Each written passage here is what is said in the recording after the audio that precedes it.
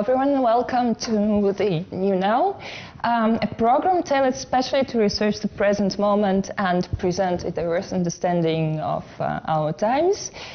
This program has been tailored especially by the Manege Central Exhibition Hall in St. Petersburg, and thank you all for joining us tonight. So today we will be focusing on the fate of embodiment in the digital age.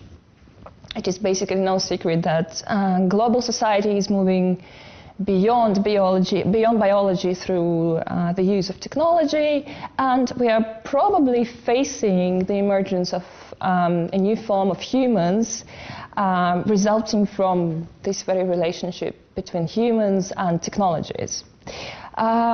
These days, technology and algorithms and artificial intelligence invade our life like never before, and they are even becoming part of our physical, bodily experience.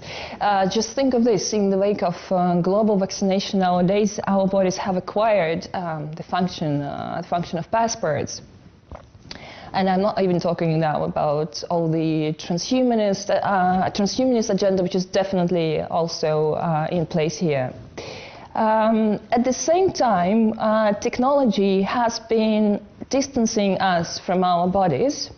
Our bodily experiences have been sort of dimmed by the constant use of smartphones and other electronic devices, and our physical senses might start to feel something like disoriented and alienated. I'd like to quote Yuval Noah Harari here, who says that in the name of sharing experiences, people are encouraged to understand what happens to them in terms of how others see it. So again, we will be talking tonight about losing touch with our bodies and where it leads us.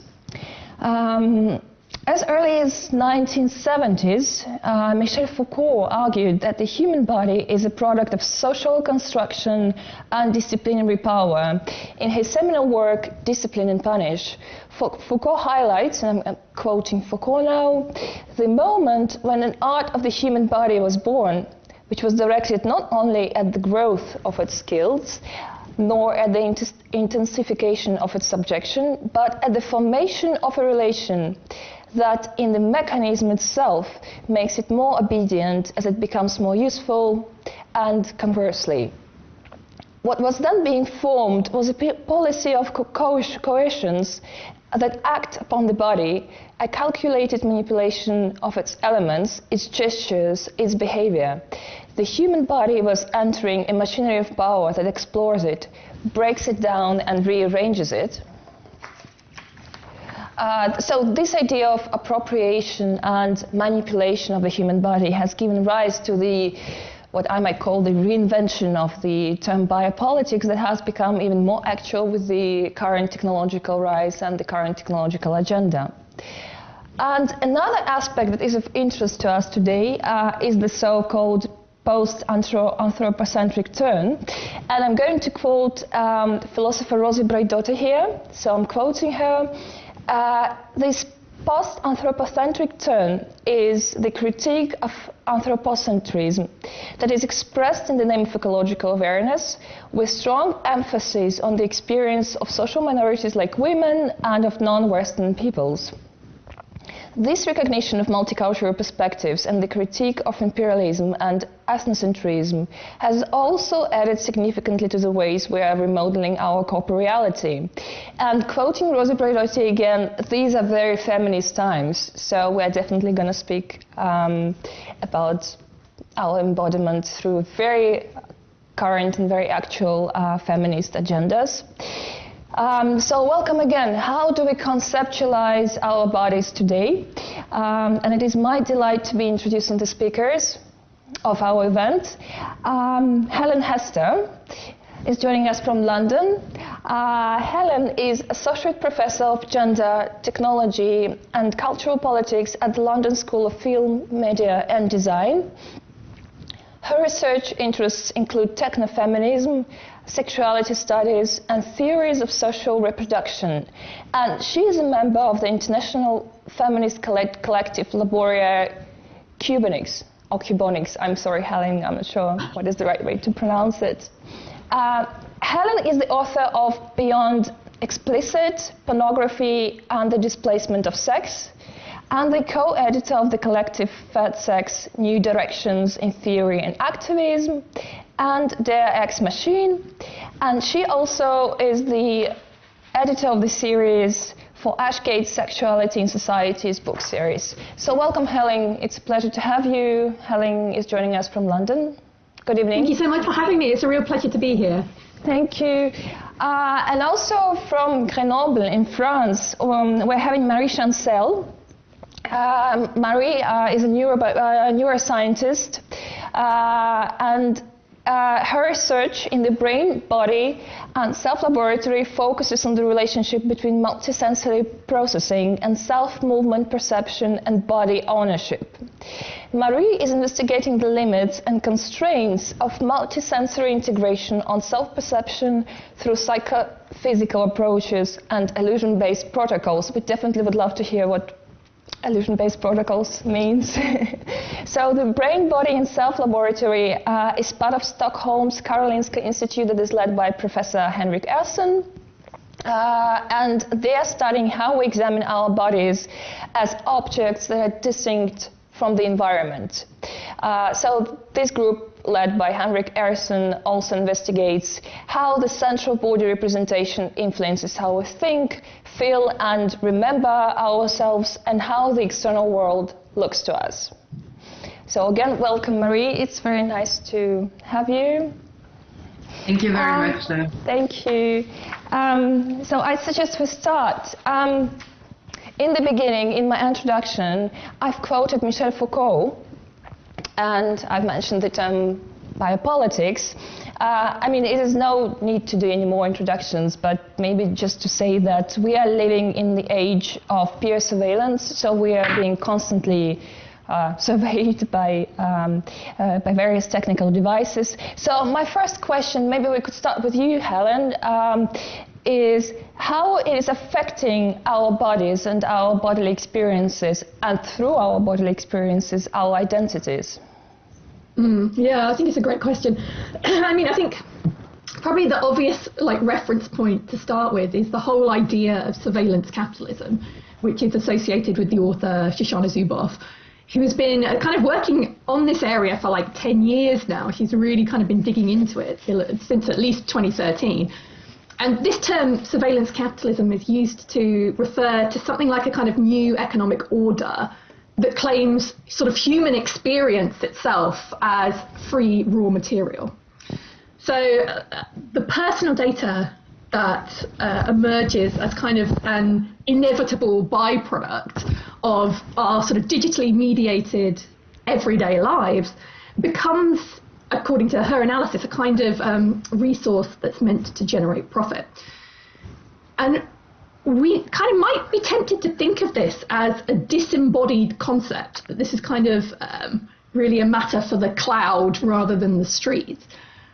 But even a moment's reflection on this reveals that that's really not the case. The user is necessarily embodied in all their interactions, of course. And I get the impression this is an idea that we're going to be coming back to a lot, is the fact that even the things that we assume to be most immaterial, most digitally mediated, most ephemeral, are anchored in bodies, in materialities, in infrastructure. But we also kind of generate data through our really noticeable, recognizable, culturally visible behaviors. So our movements, through geolocation, through the places that we visit, through the work that we perform, through the kinds of photos that we take, and also increasingly through the data that we gather for and about ourselves in the form of stuff like, all the health tech and quantified self technologies that are around. So things like pedometers and step counting, sleep trackers, period trackers, all that kind of stuff where we're generating data, inputting it ourselves or having it sort of collected automatically through devices through wearable technologies and so on. Now, I want to make the point that there is nothing particularly sinister, per se, about the existence of this data in and of itself. In fact, the case of these quantified self technologies, many people want to be able to collect information in order to manage their bodily processes or to kind of make at least keeping track of these processes a little bit easier. And of course, I think your introduction sort of was a very clear nod towards this when you sort of mentioned biopolitics. Data gathering is hardly a novel development anyway. Governments have been gathering statistics for centuries, and they continue to collect loads of stuff about us. Tax data, health data, birth rates, criminal records, all that kind of stuff. While there are some legal restrictions on what information governments can collect on their citizens, it's still worth noting that given that these laws tend to be a bit more lax for corporate data collection, governments can just purchase that data once it's been collected by companies. And, I think data brokers are actually one element of surveillance capitalism that gets pretty regularly overlooked. So surveillance capitalism, I think, just shouldn't be viewed as a radical break, but as you suggest, a sort of exacerbation of long-running tendencies or the kind of development of these tendencies to fit this changing social, political and economic landscape. Yeah, right. I think, Helen, when you're talking about the data collection that has been present with us like through centuries, maybe what has changed indeed nowadays is the speed of collection and actually the amount of data that is being collected.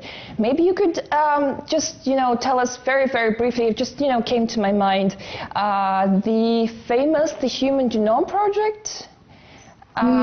I'm actually not sure. Maybe Marie, you know more about it. I'm actually not sure where they ended because it was kind of closed a few years ago. But then it has existed since '89 or since 1990. So it's also about shall I say,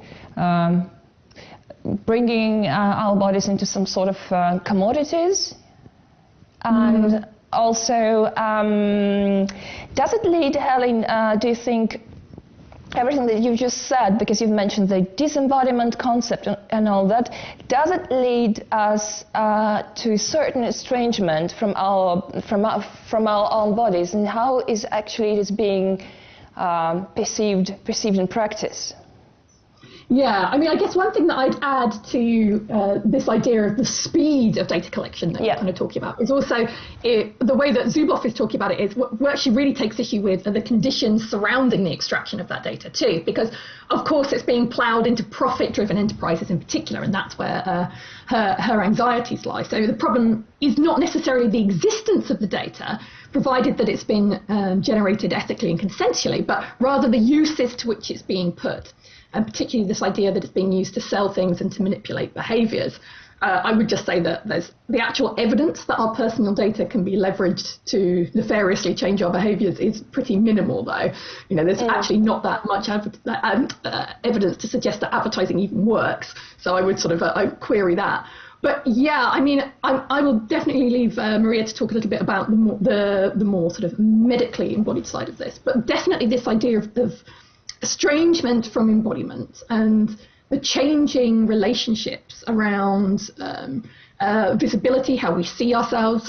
Those comments really make me think about the big shift that's happened since the 90s, since the sort of the prime of the Genome Project, where I think it can be quite instructive to compare online visibility today with how the possibilities of digital identity were once envisioned. But do you think you could sum up what has changed in the past, I don't know, 20, 30 years in terms of our bodies? Yeah, I mean, so I guess for me, because I'm sort of anchored in feminist cultural studies, my big reference point for the 90s would be cyberfeminism, which really saw like information and communication technologies as tools for liberation and resistance. So the internet in particular provided the basis of this really kind of quite powerful imaginary of a different kind of world, right? It was associated with the position that networked technologies offer these unprecedented possibilities for social upheaval and for generating these new opportunities for women, for queer people, and for all of society's kind of others. And there's a lot of the cyber feminist work from around this period. These were sort of written texts and theoretical texts and creative texts, but also a lot of art objects and digital art objects. In these kind of works, digital technologies were seen as encouraging this kind of new fluidity of identity, these kind of increased possibilities for gender play, new ways of connecting and collaborating and maybe experimenting with self-presentation. And so, not cyber feminist, but another kind of really big sort of reference point that kind of chimes with these ideas. There's this classic New Yorker cartoon from 1993 where there's a dog sitting at a computer terminal and he turns to another one and says, "On the internet, nobody knows you're a dog." And that kind of about sums it up. Is this sort of these newly accessible, or at least newly accessible for some, digital environments allowed this space to play with representation. So the self, as it was experienced by your fellow users, was generated by your keystrokes, what you produced about yourself. And that seemed to offer these really novel opportunities for self-fashioning. And the digital becomes seen as a means via which one might reconceive or break out of oppressive identity paradigms. So that's sort of like 30 years ago at this point. And of course, the cultural temperature has completely changed, right? I mean, I certainly don't see digitally mediated communication, such as the kind that we're engaged in right now, as offering me a huge amount of scope for gendered self-experimentation, and that's for a number of reasons, But I guess, firstly, some critics felt that 90s cyberfeminism placed this really undue emphasis on the political possibilities of the supposedly disembodied nature of electronic communications. So this, I guess, the liberatory potential of nobody knowing you're a dog. It was like, oh yeah, it's amazing scope of free play. But of course, and I've already touched on this, really, embodiment just can't be sidestepped quite so easily. All human and I guess canine users necessarily run on a meat platform. People were pretty swift to note the problematics of this kind of element of the technological imaginary for a feminist analysis of race, of able-bodiedness, and so on. And more recent responses have also really noted that the supposed fluidity of identities on the web assumes an exclusively text-based online world. So this was the digital worlds of cyberfeminism were like IRC channels, forums, MUD virtual environments, and all of these other phenomena that are particularly associated with the infancy of the internet. So it was kind of, now there are people who are arguing that doesn't really reflect the mainstream reality of today's net culture, which is increasingly one of hyper visibility. We've got smartphone cameras, webcams, image sharing sites, your sort of Instagrams and your TikToks, and these attempts to use the internet for self-branding and so on really put our embodied identity, often via the images of the material body itself, kind of front and center. And this is something that we kind of touched on a little bit, me and the feminist working group that I'm a part of, Laboria Cubonics. We kind of wrote in the Xenofeminism manifesto that if cyberspace once offered the promise of escaping the strictures of essentialist identity categories, the climate of contemporary social media has really swung forcefully in the other direction. So now the space of experimentation is not typically about assuming new roles. It's not about sort of concealing the extra textual self or concealing who we are in the ever-decreasing time we actually spend away from our keyboards. But instead, it's about adjusting images of the material body. The dominant imaginary of play when it comes to self-presentation comes from things like filters, from image manipulation, which, while not necessarily reactionary or limiting, does tend to be taken up as a way of coming closer to something like conventional norms of desirability. So we're using technologies to make our avatars hotter rather than attempting to extend, challenge, or warp what we consider to be hot in the first place. So I guess to some extent there was this kind of the shift that you're kind of asking about, how things have changed. I guess I'd characterize it as something like an enclosure of the possibilities around digital fluidity as technologies of connection have become increasingly quotidian parts of our everyday lives, if that kind of makes sense. It does. So we're definitely going to come back to the feminist point of view and the Xenofeminist manifesto that you've mentioned. I just wanted to hear from Marie at this point. Marie, so could you just add to what Helen has just been describing to us from the point of view of a neuroscientist, neurobiologist, as far as body awareness and self-conscious in the age of digital proliferation are concerned? How is your lab dealing with all this? And so one thing that is clear from everything that Helen said that was extremely interesting, I think, is this duality with all this accessibility and this technology that have been developed those past few years.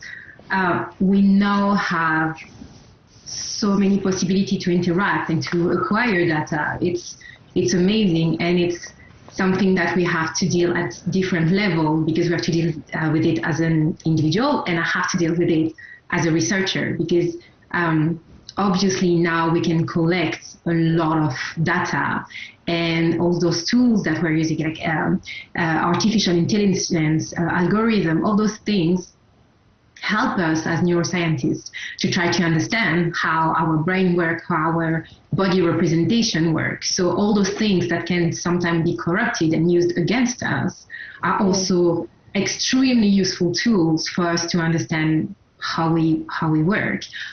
So for example, you talked about the Genome Project. I don't know much about that because I'm at the higher scale a little bit. But in neuroscience, we have this human brain mapping project, which is this idea of really trying to decipher the brain from multiple perspectives, either from behavior, from neuroimaging, and from modeling of behavior and neural activity. But as a researcher, we have a lot of ethical consideration to obviously keep in mind. So all our research, all the tools we are developing, we always have to start with an ethical request and investigation to not only talk about how we're going to acquire the data, but what we are going to do with it. So I think, for me, this made a huge echo with what Helen said about this idea of like, where do we put the regulation? Like, if we regulate the research, but then once the research is public domain, company can use it and do whatever they want with it. This is also extremely, I think, complex as an issue to gather. I'd just like to jump very quickly in here, because the interesting question here is, who is responsible for regulation? Because we are talking some really life-changing things here. Like, last time we talked about transhumanism, and we had transhumanists with us. So it is always a question, who's in control and who benefits? So for research, in my line of research, for example, all our projects are investigated and looked at by ethics committees that are usually local. So that's also something to be discussed, because, for example, where I did my last project in Sweden, we don't have exactly the same regulation than we will have where I am now in France. It's still close, like within the European Union. There's also a few common grounds, but this much varies depending on where you start from. And those ethics committees usually include both researchers and people from the public community and politics specialists and ethical researchers as well, because it's also its own research field, of course. So I don't know if the way those committees are created is optimal, but at least I know that I have to confront what I would like to do to somebody who has other agendas and other point of view, come from a different place. Right. And I think that at least this connecting this sort of multiple approach and diverse approach to some extent guarantee that you don't lose yourself into just following your idea, your goal, and then lose touch with ethical and societal implications. Yeah. Right. So maybe, Marie, the same question to you. What has changed, dramatically in the past 20 or 30 years in terms of our bodily experiences? We could just maybe sum it up. Yeah. So definitely for us, it will be technological improvements and augmented reality, virtual reality, all those things that change both the sensory information that we can receive and also our experience, because from what we know, the things we're working from in my lab is all this idea that what you perceive of your own body depends on your sensory information, so that involves your visual information, but also all your past experience, all your knowledge about how yourself working, what a body is as a stereotype and an archetype. Like, what do you know of all of this? And this is going to influence in turn how you perceive your own body. So I think all this time spent in a digital world, whether it is in a game fun, collaborative part, or more in a forced, imposed image, all of this deeply modulates the way we're going to experience our own body. And in terms of the statement that we're being quite heavily manipulated, and this also refers to our bodily experiences, could you comment on that from the point of view of neuroscience? I mean, you must know how it actually works. I wish. I'm trying to know how it actually works. What is complicated is, like, we know a little bit what type of information is going to influence us. So we know that we have always this balance between the information we receive and the things that we know. One of the most still open questions that is vital is to try to understand how this past experience was what we know, how it is shaped by what we have. So we know that we need to be a bit flexible in the way we perceive our body, because we are living with our body from the first to the last day, and this body is changing. You are sometimes sick, or you're well in shape, or you're tired, and then all of this has an impact on how you're going to perceive the sensory information that you receive, the visual information, the tactile information, the information in your muscle. So we need to have a sort of a coherent image of our body that we're going to keep with us through all those long-term change, but also through more temporary change. Like, what if I have to act in a virtual world? How am I transposing what I know of how I behave, how my body works into this other context, other environment? So this is one thing that is really tricky, and is the focus of a lot of research at the moment, to try to understand how those basic rules, I would say, of multisensory integration, the ones that I am studying, how are they impacted in other environments? Thank you, Marie. So maybe coming back to these, we've mentioned these ethical commissions. So Marie, you talked about this, and I was asking about who gets to decide and who actually benefits. So my question, maybe, Helen, if you could start, in this wake of the new bodily technologies that are being implanted in our bodies, or just influencing our bodies, is there a room or a possibility for a new kind of discrimination for people based on their bodily experiences? Do you think you could add a little bit? Well, I mean, I guess I would kind of question the idea that that is necessarily new, right? This idea of... it's never new, no, yeah, sure. Yeah, you know, what people's bodies can do or can be made to do has been a fundamental basis of discrimination for a really, really long time. So this idea that these new technologies, they have the capacity to exacerbate these existing tendencies, but whether or not they're fundamentally new, I guess I would kind of question. I guess through stuff like wearable technologies that are being used for workplace surveillance, I think that is very much a way of trying to bring a sort of a really intensified rationalism of work processes to the embodied individual, to this idea that their gestures, their toilet breaks, how fast they move one thing from one space to another, is kind of becoming this sort of codified data and playing into their performance targets. I think that is fundamentally extremely coercive.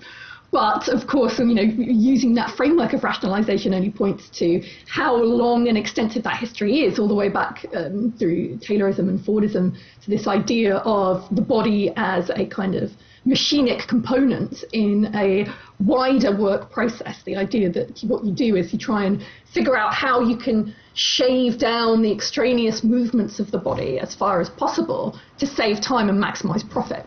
You know, that's, you know, this is really the building on this very long foundational history of the body as a tool and the kind of the body transformed to serve the needs of something other than the individual human subject. So Helen, how would you define what is the role of our bodies today? Like if we're getting really theoretical. That's a really huge one. So I guess to kind of go back over some of this stuff that I've kind of already been stressing, is that we need to be really careful. So when we were first kind of, you and I were both sort of discussing this event, you made reference to this kind of useless bodies exhibition, right? And yes. You included a little link to it. And so I went and I kind of checked that out to see what the general premise of this was. And it was sort of the idea of the exhibition is it explores this idea that the body has become somehow less necessary under cognitive capitalism. So the blurb that came with it references this idea that the fate of the body in the post-industrial age seems to be that our physical presence is losing its centrality or is even completely superfluous. And then it apparently explores how we physically adapt to a world increasingly based on two-dimensional imagery. And I think that would relate quite closely to some of the stuff that I kind of started with in terms of framing the changes that have happened over the past 30 years or so. And I think one of my really key concerns is that we need to sit with the lessons of these past debates about embodiment and disembodiment in relation to the digital. Because I think be very careful and very critical when it comes to the cultural perception that information and materiality are distinct, that they're somehow sort of conceptually separate, and that information is in some sense more essential or more important and more fundamental than materiality. Because we need to anchor that which has been frequently mischaracterized as kind of free-floating and disembodied within its infrastructural requirements and within the really obstinate physicality of its users and its producers. So, including those workers engaged in repetitive and poorly paid labour on electronics assembly lines around the world. Any idea that the body has become less crucial, that it is any less at stake in the way we live our lives, very much sort of disavows all of the kind of the ongoing, deeply embodied work that happens elsewhere and that gets sort of projected out. So we're all digital labourers, cyborg labourers, cognitive capitalists, but everything that we do depends on extractive industries, on the industries of production that make it possible, and all the work of infrastructure that facilitates this. So I just think it's really, rather than kind of imagining that the body is dissolving as we engage in these more kind of mediated work processes in the wealthy nations. We just need to like keep looking back to the discussions that we've already had about the body remains, it endures, it's always there in every form of work, if that kind of makes sense. If I can jump on this, sure. I think one type of study that I think makes a lot of sense regarding what you just said, Helen, was this idea that we have a tendency to somehow distinguish between the two-dimensional visual online version and our body.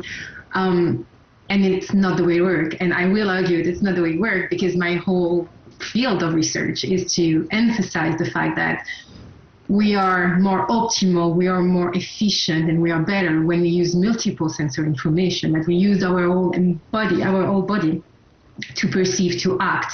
And so recently, taking advantage of a very poor situation, that was all those times where people were in lockdown and still working, still interacting with people through those beautiful platforms like the one we are right now. But they show that the lack of social touch, the lack of contact between people was connected to such a high degree of anxiety and stress and lack of sleep that if you want to be the most cynical person and just worry about efficiency, then even in this context, forgetting about touch, forgetting about somatosensation and the rest of your body is not the good way to go. You're going to lose so much of the role and the benefit of the body. For example, if you want to talk about memory performances, there's a lot of study that shows that when you are physically involved in a scenery, when you're there, when you're leading an event, when you try to remember even just a list of words, not just like some very deep story or something, the fact that you're engaged physically in a scene is going to help you both to encode the memory and then to recall it later. So even on tasks that seem purely intellectual somehow, being able to experience it with your full body is actually beneficial. Thank you. Yeah, and I think as well, there's this. I think that's a really great and important point, and also this idea that if we're talking about kinds of waged work, or even just kinds of work as a broad category in general, this idea that there is sort of there's a kind of work that's seen as being more disembodied, but is embodied anyway, as you kind of pointing out here. But then there are these kinds of really like uber material labor, as Paul Preciado kind of puts it. We like to think that we are moving towards these increasingly immaterial forms, but actually Preciado's argument is that the sort of paradigmatic laborer of the 21st century is an uber material worker rather than an immaterial worker. So he uses the sex worker as being the key figure of what he calls pharmacopornographic biocapitalism, which is what he thinks the kind of form of capitalist regime that we're kind of working under at the moment, which depends on the circulation of images, including pornographic images, and the circulation of pharmaceuticals and drug protocols and things like that. So if for him, like, the sex worker is the totemic worker of the current age, and I guess this really plays into some of the discussion that we're having. So perhaps one might be tempted to think of like internet pornography as being a particularly ephemeral thing. It's images that are made somewhere else, that appear on our devices when we call them up and then disappear when we click the X and dismiss them, and whatever pop-ups and viruses come at the same time. But this process, even though it is clearly highly mediated, is also deeply, deeply embodied. You can't escape the fact that the labor involved in making the pornographic image and the pleasure generated in consuming it is certainly deeply embodied, deeply material. So image work is body work too. And I guess the other side of that is that the sex worker may be the sort of the paradigmatic worker for Preciado, but there's this whole range of related work around care and social reproduction that is also deeply embedded. You know, the work of maintaining spaces, maintaining environments, ensuring our daily and generational survival as a species. In fact, that work, that socially reproductive work, represents a growing proportion of jobs and a growing proportion of GDP in the wealthier nations. So we're at a point where we've kind of switched from being economies that are based around manufacturing. You know, I think in America, in its prime, it's about 30% of GDP was coming from manufacturing, and now it's a comparable figure for socially reproductive activities. So a lot of our economies are being reoriented towards this very, very deeply embodied, very, very material. Like all work is material, but some kinds are more obviously material. And we're as much in an era of uber material labour as we are of immaterial labour, and I think that's kind of quite important to bear in mind. And what about AI? And is it really going to kind of replace our bodies in some spheres, in all of the spheres, in most of the spheres? Marie, does your laboratory deal with, how with AI somehow? So we use some sort of AI, but at a very low-level part. Like, we're not trying to create autonomous system. We create small-scale system that are going to allow us, for example, to read through brain imaging, for example, to try to decipher in the brain. So this is the level 0 of categorization, right, and this sort of thing. So we don't use it, at least I don't work with those sort of things. Some people are working a lot with neuronal networks. So the idea being to create systems that are inspired from the biology, the neuronal design and how they work, and try to mimic some behavior and mimic some systems. And there's amazing work where people are trying to recreate artificial skin, trying to understand how from a touch you can have such a complex experience, and then try to use those neuronal networks to try to understand how from the sensation you go to the perception, to what you will use for your behavior or your action in it. So that's the kind of thing I could touch base with. But in full AI and full autonomous system, this is outside of the scope of what I can tell you. But let's just try to imagine. I mean, not as much imagine as to kind of follow what's currently happening. Helen, maybe you could jump in here again. So AI and the principles of automatization. I think, it reminds me like in the early 20th century when Ford invented the conveyor. It was kind of the end to the manual labor, and that was like really this turning point, in the lifestyle of humans, maybe even in the evolution of our species in a way. So the rise of AI, and we know it is on the rise. Like, every day when you turn on your smartphones, all you see, like on Instagram or on various media, it's something new about AI or algorithms that are, following us, manipulating us, or replacing us. So coming back to this useless or useful bodies, how does AI come into play? Yeah, okay, so I think the first thing is when we turn on our phones, we get all these notifications about these cool new things with AI, is to treat them with a nice, hefty spoonful of skepticism. Because a lot of the claims that are made about AI are massively inflated, because what we're dealing with is promotional discourse, promotional culture, where largely it's journalists picking up on press releases from companies that want to acquire venture capital for having the big new thing.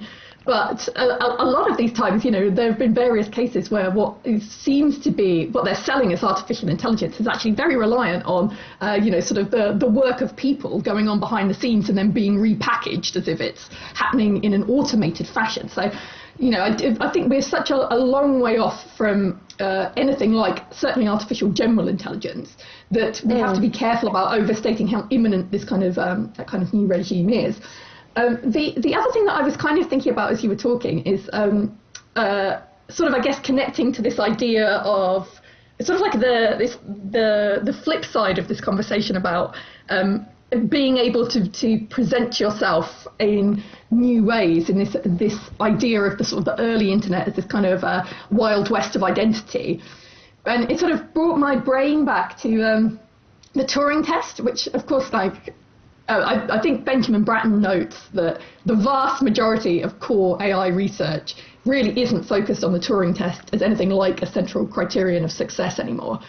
And yet in our general discourse about AI, this kind of the test's anthropocentrism still kind of holds this sort of conceptual importance. It's perhaps the foundational moment of contemporary thinking on the confusion of humans and inhuman things. And I was just thinking about, just as you were talking about this and this idea about what it means for identity and so on, I was just thinking about sort of back in, I think it was like 2014, Reading University in the UK famously claimed that the Turing test had been passed for the very first time by this computer program called Eugene Goostman. And this claim was, again, so this sort of plays into this idea that we have to be a little bit careful when people make grand claims about technological developments. So it was pretty widely disputed, like partly on the basis that the machine that they were kind of using adopted the persona of a non-native English speaker. So this was actually a really deliberate choice on the part of the designers, because this chatbot sort of beat the Turing test by gaming the rules. It told people that it was a 13-year-old boy from the Ukraine, which allowed those who were engaging with it to mentally explain away these kind of odd responses. So we kind of see, I think, that this interesting way in which the performance of the characteristics of otherness can kind of be leveraged in an attempt to create kind of a convincing fake. It's a means of, I guess, like amplifying a technology's imitative capacities by replicating something that seemed to be less than fully competent. And that's been a tendency in terms of supposedly intelligent, but really, that not AI-driven kind of bot development since. So a lot of chatbots, I'm thinking about Microsoft's Tay, that had a sort of bit of a disastrous launch in 2016. That was also she, as a chatbot, was framed as, I think, she was a millennial, but this was 2016, so she was supposed to be a teenage girl, and they were sort of almost playing on this idea that the sort of the speech patterns of teenage girls on Twitter so distorted and peculiar anyway that they could kind of piggyback on that idea to make it seem like a better kind of example of like natural language processing than it really was. So it's kind of this trading on this idea that teenage girls aren't really human to begin with. So sort of imitating them was less of a challenging task because these sort of syntactical elisions or sort of strange cadence and weird topics and sort of logical leaps were just sort of projected onto this persona of the sort of robot teenager, which I thought was was kind of interesting. So in terms of, that's obviously not about the real substantive influence of AI in terms of the way we're going to be living our lives, but I think there is a little bit of a sort of putting a caution on this idea that we're on the verge of a sort of the fundamental displacement of not just sort of the body but the human intelligence as well. Because actually, like, what's most interesting about AI, I think, is this idea that there is a form of intelligence that is fundamentally inhuman, that goes outside the kind of parochial framing of what counts as intelligence now. So really an alien intelligence that we are incapable of conceptualizing at the moment, that there's going to be this something radically Xeno that kind of that's going to come through the development of these technologies. But aside from sort of the occasional slight glimmers, this was all the excitement around the sort of the AlphaGo moment where the technology was using strategies that had never really occurred to human players before, and that was what was sort of exhilarating about it. But yeah, so I think it's interesting to think that there is a looming inhuman intelligence, but it will be so fundamentally different from or in perhaps an ideal world, it would be so fundamentally different from what constitutes a parochial human intelligence that it's almost not worth talking about it in terms of a displacement, because they're completely different things. Marie, would you like to add something?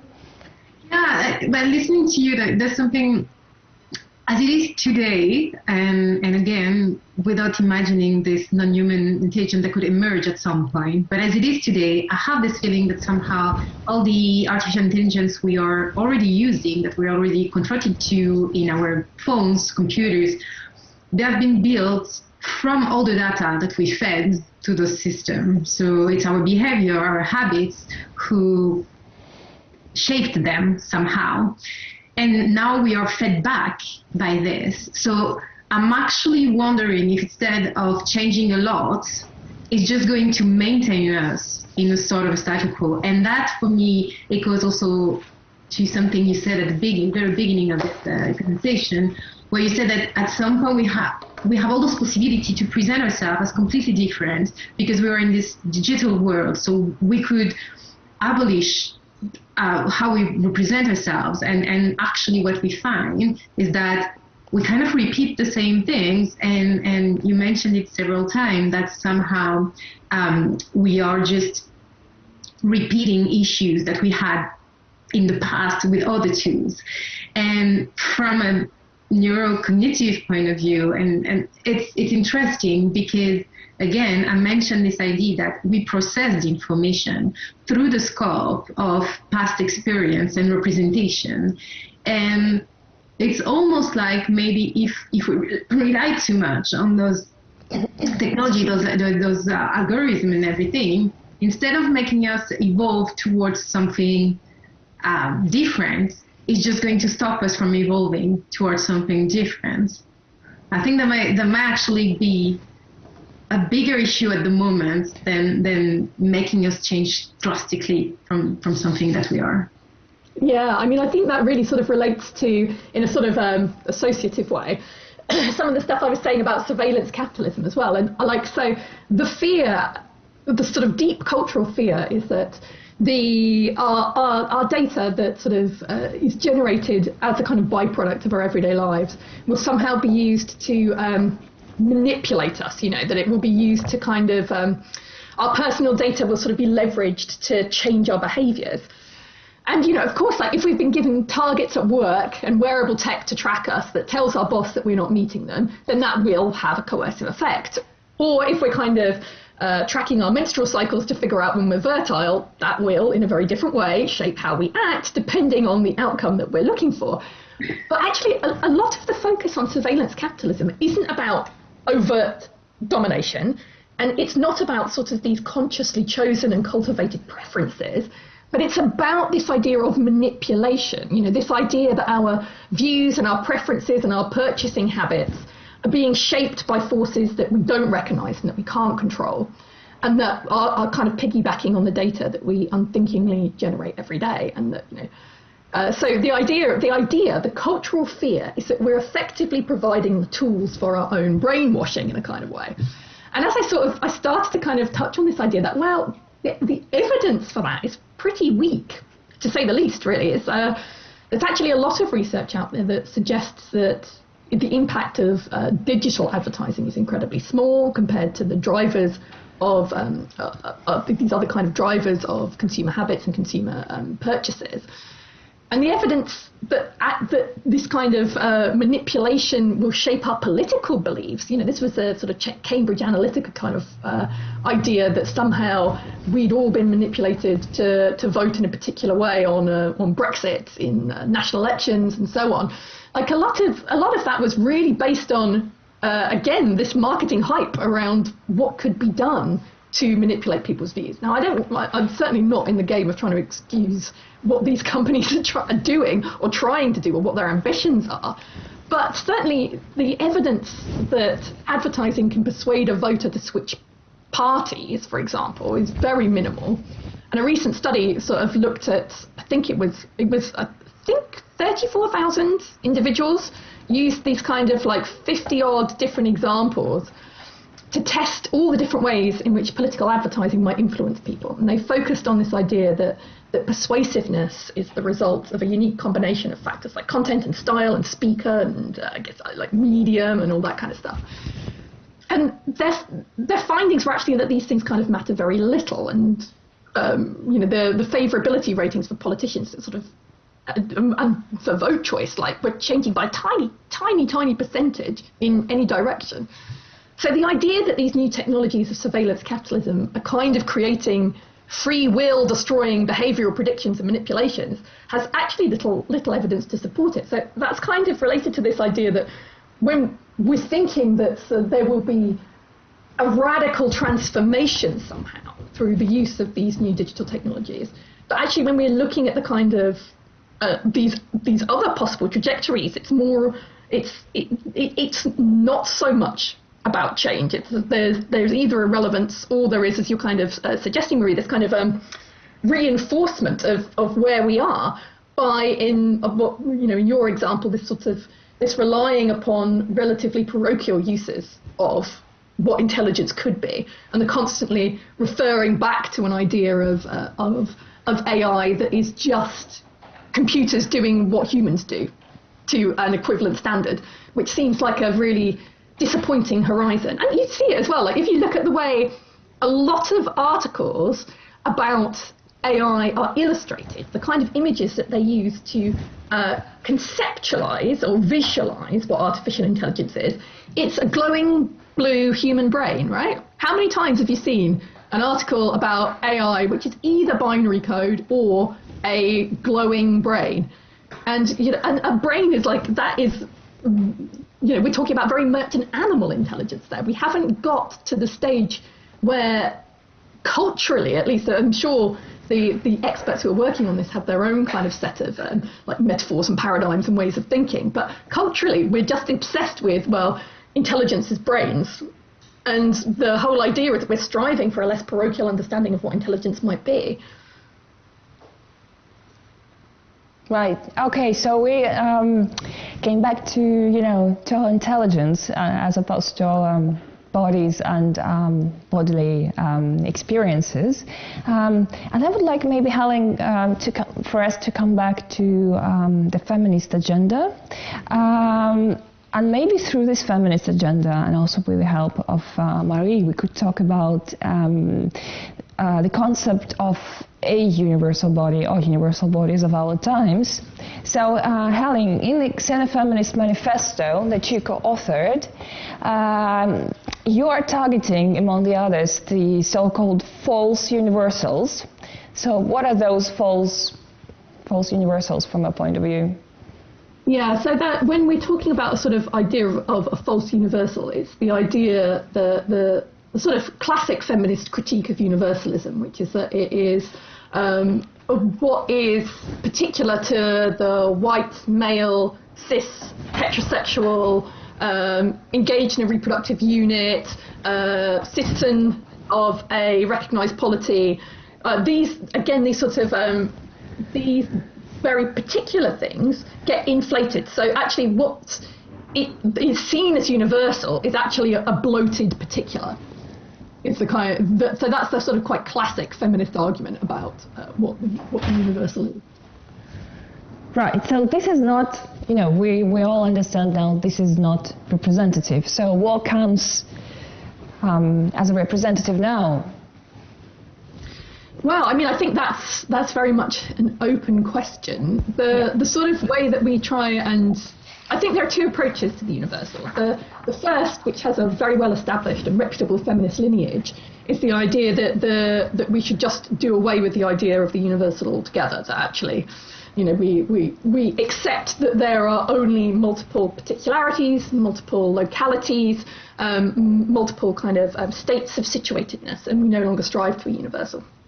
I guess my own view on that is actually that universal has the capacity to still do quite interesting and important things. So actually a lot of feminist demands proceed on the basis of an idea of the universal. When we're talking about, something like human rights and equality, these are quite liberal feminist ideas, but all of them are leveraging, if we're talking about something like bodily autonomy, which is perhaps a less a liberal idea and has this sort of maps across different political positions, like that, what does it mean to make a call for bodily autonomy that doesn't, on some level, engage with the idea of universal applicability?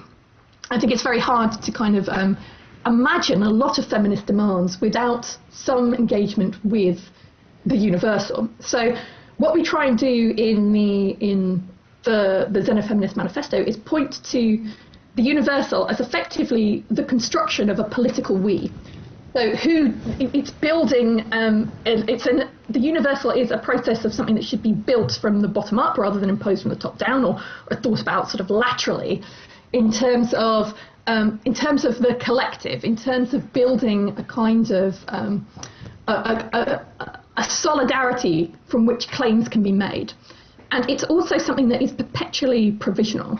So what counts as a universal should be constantly contested for, constantly discussed and negotiated with a view to making it more inclusive, more hospitable to difference, or at least more knowing and strategic about the exclusions that it enacts. So, one example might be this idea that we are the 99%, that slogan that emerged around Occupy. Like, that is a form of universalism. Obviously it's not a complete universalism, but what it is it says, this is the we. We are assembling a we. We're sort of drawing up the political boundaries about what this term is. So that is much more on the level of a collective body than a universal body.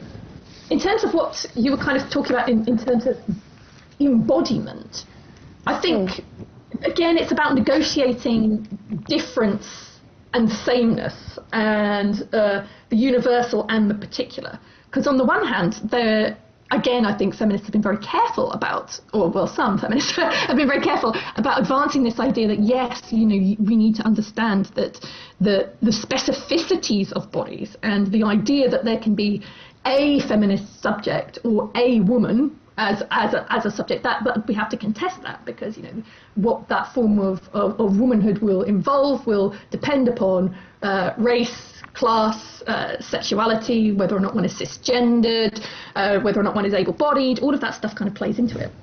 And so I think that's really important in one way. But the flip side of that is there is something potentially helpful or potentially mobilizing about understanding that we are all essentially meat. That, as I put it earlier, that we basically, whatever software we're running is on a meat platform. So, I think that it can be helpful to understand that all intelligence is embodied, all work is embodied, the body is a fundamental. So, does that answer your question? Well, it does. I just, to continue, what we were just talking, I'd like to quote Rosie Braidotti again here. So from her book Posthuman, so I'm just going to quote, and then Helen, maybe you could continue. It is within the same question that you've been answering.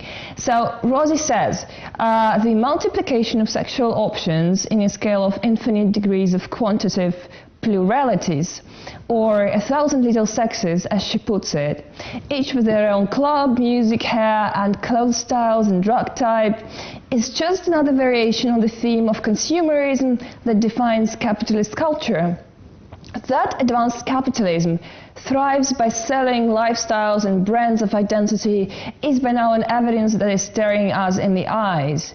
Multiple queer identities, she says, fit in perfectly with this logic of quantitative proliferations of self.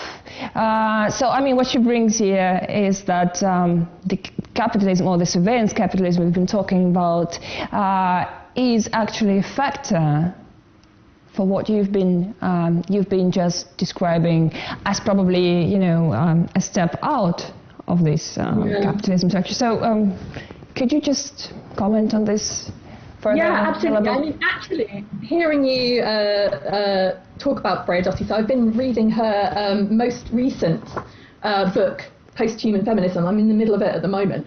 And I guess in terms of, if we're thinking about what a universal body might involve, in terms of her framing here, so it's for Freya Dottie, the post-human is about, I guess, a certain conscious situating of what constitutes the human in relationship to that which has been its excluded other. So on the one side, the technological, so our devices, our technologies, these things are in a relationship with the human, and understanding that there's, you know, the human is infused with these technological forces fundamentally, and can't be separated from them.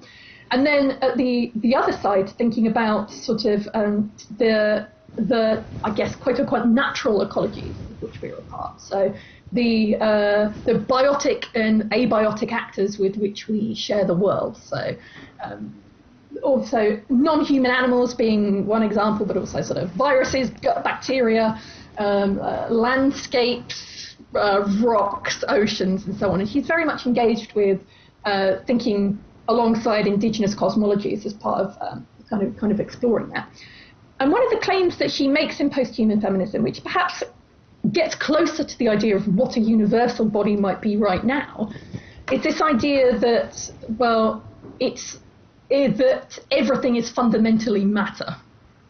You know, everything is some kind of matter, and it's all about the particular forms that matter takes in, or how it manifests itself is the body. So again, pushing these continuities between all of these different things by saying that, okay, well, it's matter, that's it, it's fundamentally matter. We're all of the same shared stuff on some very abstract level.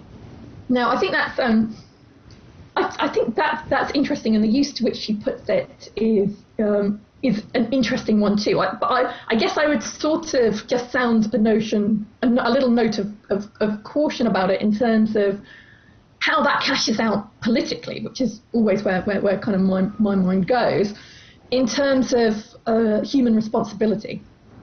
Because it sort of feels to me that there has been, within certain strands of post-humanism and sort of certain strands of post-human feminism, this move towards this understanding of the vitality of matter, this understanding of Zoe as a kind of as a sort of force.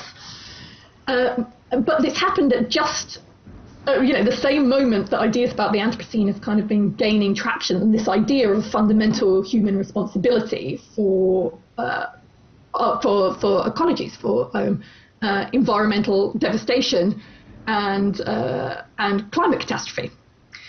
So for me, this framing of this tendency to think in terms of we're all various manifestations of matter. That's true. But what can we do with that?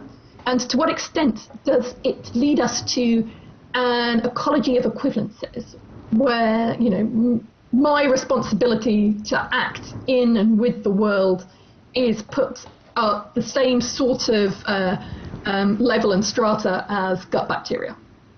Well, actually, I think one of the interesting things about the human, in whatever direction it goes now, and potentially how it becomes post-human, is about sapience, which is this ability to reason beyond our immediate biological conditions. So this isn't unique to humans as a species, because it's true of certain animal species. It's also, we can imagine these forms of inhuman intelligence that we've been kind of gesturing towards today.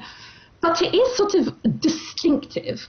It's we have this capacity to engage in abstract reasoning, which means we're not responding purely all the time to immediate sense data that we're receiving and processing. We are able to conceptualize, and whilst we are all rooted in our individual position, we're also capable of shifting to think about things that happen beyond our own experience.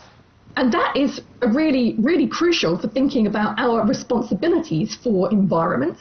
We have clearly, so a lot of post-human feminism is about trying to challenge this idea of human exceptionalism, which is read as a kind of human arrogance, a speciesism that says humans are the best, we're the most important, let's only think about the human, other species are beneath us and beneath consideration. And I understand that gesture away from human exceptionalism, and I understand how important that is. But at the same time, I think we need to recognize that humans are exceptional, as has been proven by our capacity to absolutely devastate ecologies, climates, and to get ourselves to the point where we need to think about terraforming our own planet to make it sustainable to live here. We need to reckon with the fact that humans have been a destructive force on an unprecedented scale.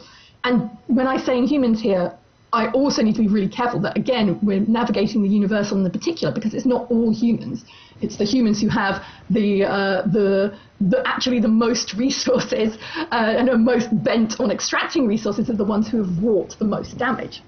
But also I like to think, this is my little sort of hopeful feminist spirit, is that I think as a species, we have to have the capacity to use the distinctive qualities of our sapiens to try and figure a way out of this devastation, as a way of, we have to acknowledge that we need to be responsible for the worlds that we inhabit. And I'm kind of using that in Donna Haraway's sense of responsibility as the capacity to act, the capacity to respond, as well as a sort of a related obligation to respond as well. So I can't remember quite how I got here, but I think that there's basically, when we're thinking about the post-human, so the post-human is sort of about understanding our connection with matter, with other forms of matter, but Donna Haraway's idea that we're compost rather than post-human, to me, is not a particularly mobilizing imaginary. To point to the fact that we are all matter that will eventually decay, it's like, yeah, okay, great. What can I do with that? And how is that going to mobilize people who aren't already attached to this idea of the human as being part of sort of ecological networks? I don't think many people will feel galvanized by the idea that we could be compost. The idea that we could be post-human, the idea that we could take something that's distinctive about the species as it stands and use that as a vector for trying to create a species that is fundamentally less destructive, less hostile to the livability of a planet, that I like to think is a more hopeful imaginary. But yeah, I mean, this is a matter of huge and fundamental debate that requires probably more nuance than can be crammed into even a 90-minute Q&A. Well, that's indeed a very hopeful vector. If we are indeed able to figure out ways, to go in this direction. Marie, would you like to comment on the, post-human? Is there even such a word, such a concept that is being used in neuroscience nowadays? It is. You and will also find in relation to the concept of universal bodies.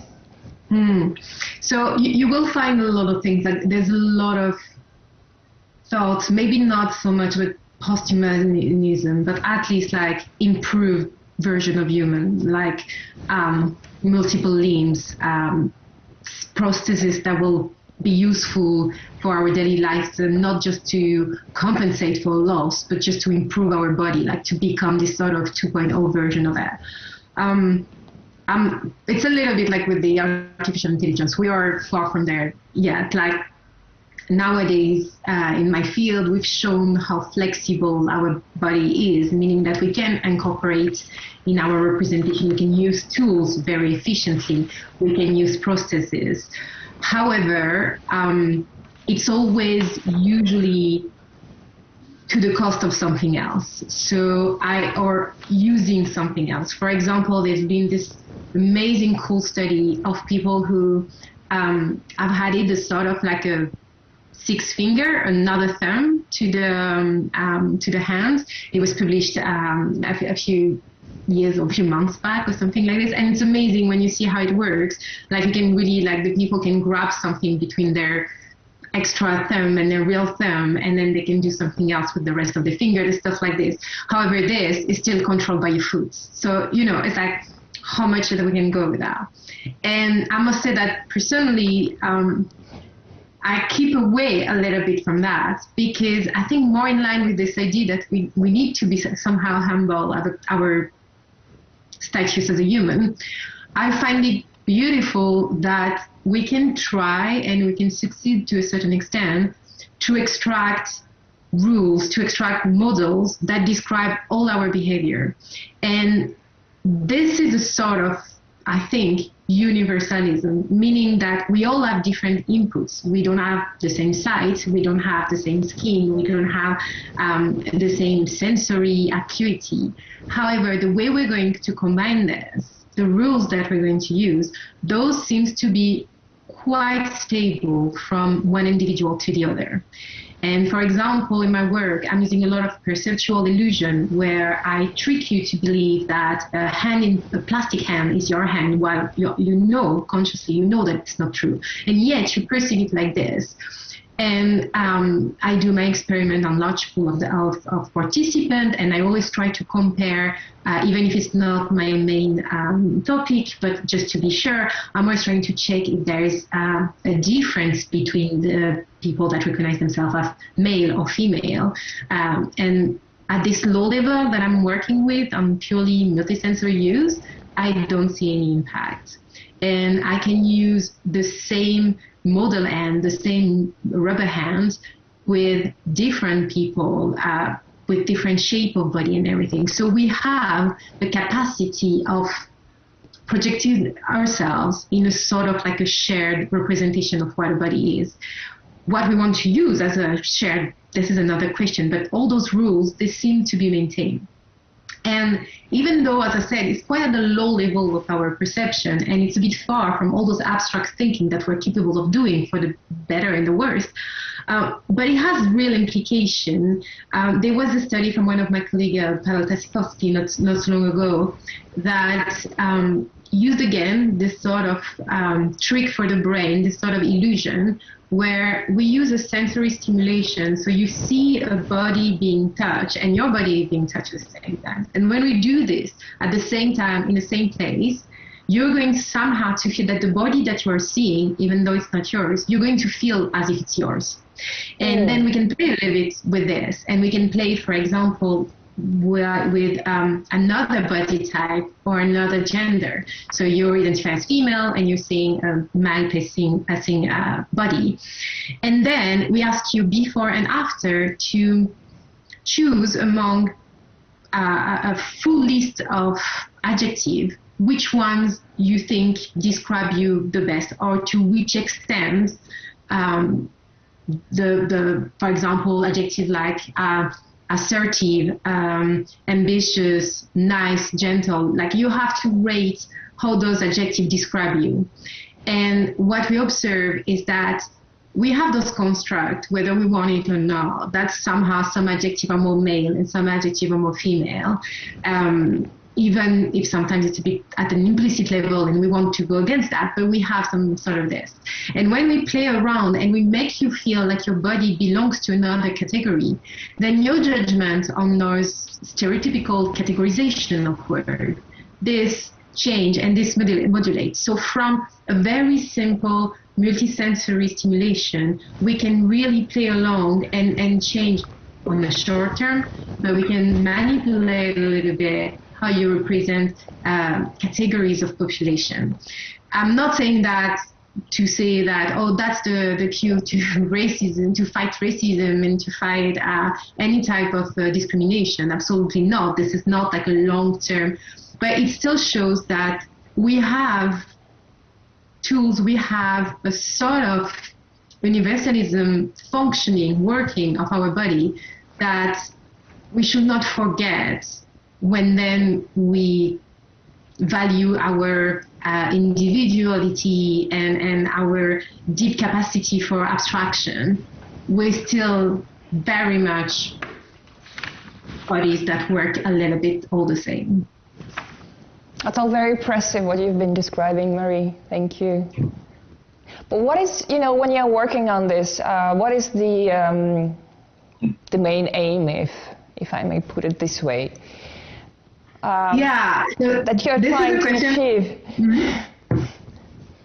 This is a question that is often asked, like, why do we do this? Because depending on how I'm telling you what I'm doing, it can look like I'm just having fun with rubber hands and making people feel weird stuff.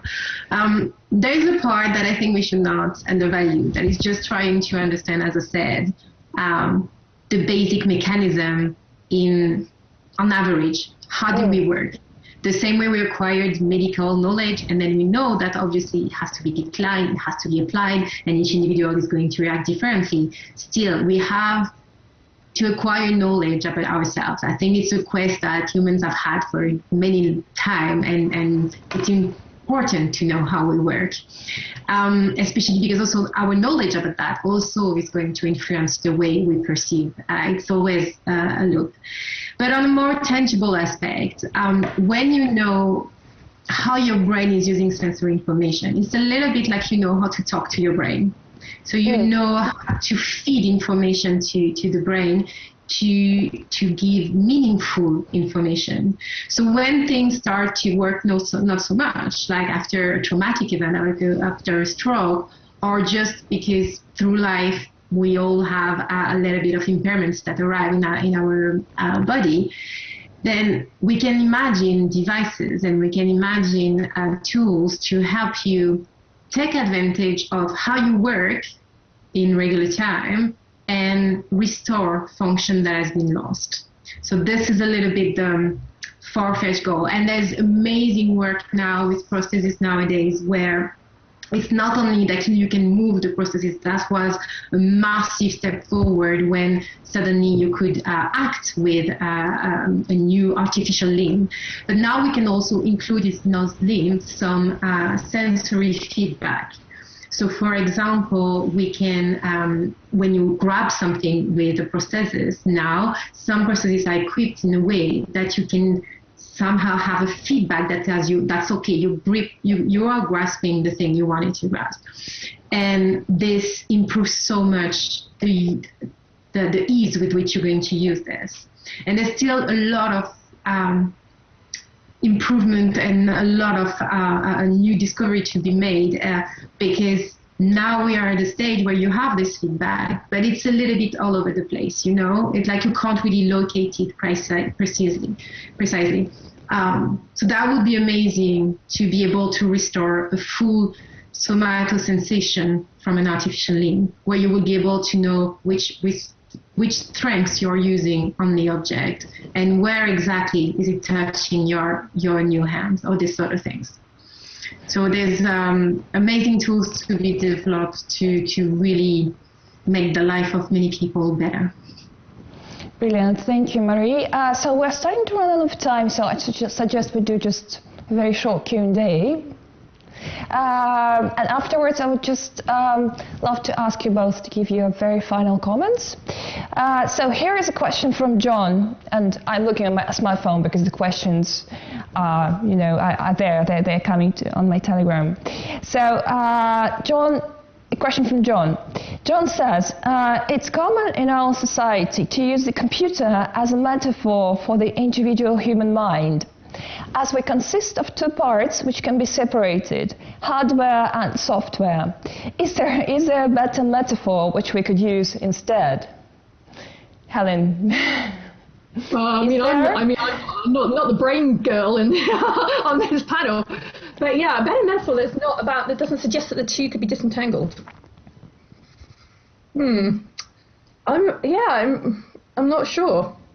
I'm not sure, because I think the thing is that these frameworks exist because people find them helpful to kind of to make these distinctions, and it's more like one of those perspectival illusions, where there's like, you look at something and you see either like a duck or a rabbit. Have you seen those before? You look at them and it's like, or it looks like two faces or a vase, and you can see you can see one or the other, but not both simultaneously. Like actually the effort is to understand that these things are one and the same, even if in the moment you tend to mentally to separate them out conceptually, because separating them conceptually allows you to do something. They are fundamentally one and the same. So I don't know, just off the top of my head, as a metaphor for intelligence other than the computer. Marie, do you have another metaphor to offer? I think it's a good idea to have this sort of changing system to represent, because I agree with you that our brain is both a tool and an agent at the same time. So we have what we, in our jargon, we will call like top-down activity. So meaning all this interior experience, knowledge, all of this that's going to influence our behavior and everything. But we also receive information that then is going to be processed within the brain. So there's this like double standard. I think that maybe the issue with the computer metaphor is that there is a huge link between, for what I know of a computer, between the hardware and the capacity. And in the brain, there is less and less fundamental evidence of a direct link between structure and capacity. There was, for example, a very quick example for the language. Like there was, we know that the language is primarily processed in the left part of the brain, and turns out in the left part of the brain, there's a piece of our brain that tends to be a bit thicker on the left than on the right. And for a while, people were like, okay, but that's why. That's because it's thicker here, so clearly that's where it comes from. Well, actually, no, it's not linked. So maybe I think the computer representation is a good entry tool, and it's a useful one to represent a little bit how things are working. However, maybe try not to be tricked too much into this hardware definition, and definitely merging there something of an ever-changing rabbit duck kind of of component of your brain, if you want. Thanks, Marie. So we have another question from Lev that I would like to put into question now. And so actually this question will lead maybe to the closing remarks from both of you. So Lev is asking, how can we protect the frontiers, if I might put it this way, of our corporeality, of our bodies? So maybe I'm addressing this question to both of you, and my question that I'm attaching to Lev's question is about the frontiers and about the reinventing of our bodies and identities for the future that we are currently building together. So maybe your final remarks. Helen, shall we start with you? Yeah, I mean, for me, the idea of protecting the frontiers, do I want to? Or is it more interesting to think about the frontier as something that's being pushed rather than protected? Are we trying to say that what we don't want is tinkering with embodiment, or are we saying, well, maybe we would like to think about how the body can change and to theorize what a body can do, but that it is the condition under which such theorization might take place that are so crucial. So, I think for me and for my understanding of what a xenofeminist position on this stuff is that bodily autonomy is sort of axiomatic, that it's always about, informed consent. And this is one reason why, despite Anna's best interests, this conversation has come back to intelligence again and again and again, because you can't separate intelligence from the platform on which it runs, whether that is the sort of processing power of silicon-based hardware or carbon-based hardware or wetware, or that we can't disentangle the state of embodiment from the state of intelligence that animates it, or vice versa. We can't think about intelligence without thinking about how it runs and how it operates. You just can't do it. That's a very basic feminist insight. But for me, I think it's interesting to think about how we can engineer the social, political, and economic conditions whereby rethinking what a body is and what a body can do becomes an emancipatory project, rather than one that we have to feel anxious about, where we feel we have to retain and protect the body and its promise. Like actually thinking, okay, how could we rethink things like risk and safety and choice and agency and autonomy in and through the body to help explode what the human means, and it also extend what intelligence means. Because I think in Marie's comments throughout this, it's become very clear that intelligence is embodied, and perhaps reconceptualizing what we can do in terms of something like abstract reason and rationality, it's tied to how can we interfere with the body and its capacities too. So I think this is the crucial thing. How does that become an emancipatory project rather than a dystopian totalitarian nightmare? And so many of the questions of our time come down to this. If we want to talk about these perspectival illusions and how it could be one thing or another, you think about technoscientific experimentation with the body, and it's very much reimagining the world in an emancipatory way, having a little rabbit, or dystopian fascist nightmare, the duck. So we'll close with that image, I think. Marisa, over to you. So the reinvention, and don't forget about the frontiers that we're protecting. Yeah. So I think I would also not try to protect any frontier, but I would try to reconceptualize our vision of our body more as an interface. Because what I mean by that is that I think it's delusional to think we can move past our body. Our body is here, and I think we are failing if either we try to get away from that, either from within by protecting it too much, or from without trying to live without a body and expanding. We have to acknowledge the fact that our physicality, our material, our what we are, is the thing through which we are experiencing the world.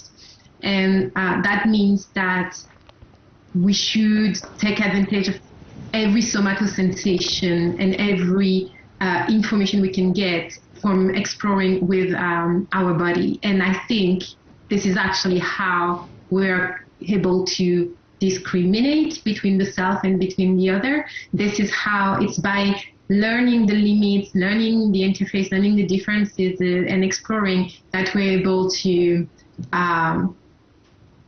isolate what is the perception of our body self from what is the rest of the environment. And it doesn't have to be a hard frontier. It's just an interface. That's how the skin works. We are not fully separated from our environment. Things are going in and out of our body all the time. It can be a suffer. It can be a pain to not feel within a self. Like there's a lot of psychological issues with not perceiving our body as one entity. So I'm not saying that we should not entertain that, but just being able to just use it as an interface, I think that would be the best way to move forward, I guess. Thank you, Marion. It's a beautiful closing remark from you. Thank you very much. So once again, a major thank you to our speakers today. Helen Hester, Professor of Gender, Technology and Cultural Politics at the London School of Film, Media and Design, and a co-author of the Xenofeminist manifesto. Please bear with our supplemental materials to the talk that are published on the New Now website. We've got lots on Helen and a very wide perspective on various theorizations on body and identity from the 20th century. And Marie Chancel, who is a neuroscientist and a postdoctoral fellow at the Brain, Body and Self Laboratory at Stockholm's Karolinska Institute. Thank you so much once again for taking the time to participate. So this discussion will go online as in a video format in about a week from here. So for everyone who would like to watch or listen what we have just discussed. So we will continue to rethink and reconceptualize, the fundamental values of our times within the New Now program. Stay with us. In February, we are having a theme about technology and the limits of freedom, and we're going to announce the set of speakers in the coming 2 weeks. So in the end, I would also like to say a major thank you to the supporters of the program, the cultural and education sector of the British Embassy in Moscow, and I should say that this event is part of the International UK-Russia Creative Bridge Program 2021-2022, and a very special thanks to the permanent supporter of Manege's educational programs, the Mikhail Bazhenov Fund. Thank you all very much for your time and for being with us tonight. Goodbye, see you in February.